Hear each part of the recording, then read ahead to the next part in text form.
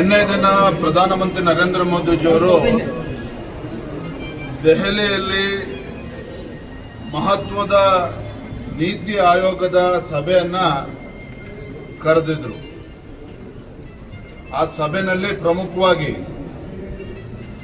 ಭಾರತ 2047ನೇ ಇಸ್ವಿಗೆ ಒಂದು ಅಭಿವೃದ್ಧಿ ಹೊಂದಿರತಕ್ಕಂಥ ದೇಶ ಆಗಿ ಪರಿವರ್ತನೆ ಆಗಬೇಕು. ಆ ನಿಟ್ಟಿನಲ್ಲಿ ವಿವಿಧ ರಾಜ್ಯಗಳ ಅಭಿಪ್ರಾಯಗಳು, ಆ ರಾಜ್ಯಗಳ ದೂರದೃಷ್ಟಿತ್ವ ಎಲ್ಲವನ್ನು ಕೂಡ ಸಮಗ್ರವಾಗಿ ಚರ್ಚೆ ಆಗಬೇಕು ಅಂತ ಹೇಳಿ ಪ್ರಧಾನಮಂತ್ರಿಗಳು ನಿನ್ನೆ ಸಭೆಯನ್ನ ಕರೆದಿದ್ರು.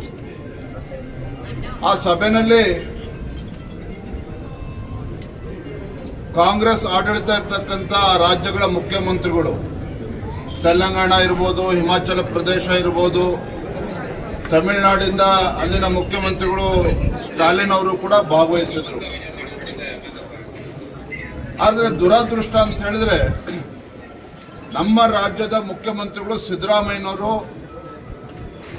ಆ ನೀತಿ ಆಯೋಗದ ಸಭೆಗೆ ಯಾವ ಕಾರಣಕ್ಕೆ ಹೋಗಲಿಲ್ಲ ಅಥವಾ ಬಹಿಷ್ಕಾರ ಹಾಕಿದ್ರು, ಯಾವ ಕಾರಣಕ್ಕೆ ಸಭೆಯಲ್ಲಿ ಭಾಗವಹಿಸಬೇಕು ಅಂತೇಳಿ ಮುಖ್ಯಮಂತ್ರಿಗಳಿಗೆ ಅನ್ನಿಸ್ಲಿಲ್ಲ.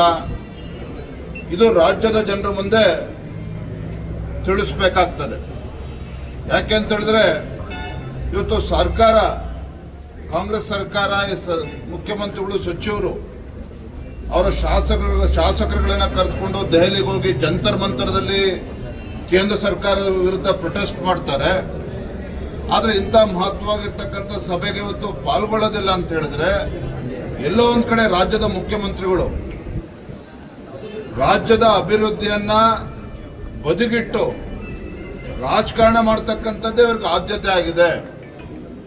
ರಾಜಕಾರಣ ಮಾಡ್ತಕ್ಕಂಥದ್ದೇ ಆದ್ಯತೆ ಆಗಿದೆ ರಾಜ್ಯದ ಮುಖ್ಯಮಂತ್ರಿಗಳಿಗೆ. ಇದು ರಾಜ್ಯಕ್ಕೆ ಮಾಡ್ತಾ ಇರ್ತಕ್ಕಂಥ ಅನ್ಯಾಯ. ಮುಖ್ಯಮಂತ್ರಿ ಸಿದ್ದರಾಮಯ್ಯನವರು ಅಧಿಕಾರಕ್ಕೆ ಬಂದಾಗಿನಿಂದ ರಾಜ್ಯದಲ್ಲಿ ಆಡಳಿತ ಚುಕ್ಕಾಣಿ ಹಿಡಿದಾಗಿಂದನೂ ಸಹ ಕೇಂದ್ರ ಸರ್ಕಾರದ ಜೊತೆಯಲ್ಲಿ ಒಂದು ಸಂಘರ್ಷದ ಹಾದಿಯನ್ನ ಏನು ತುಳಿದಿದ್ದಾರೆ.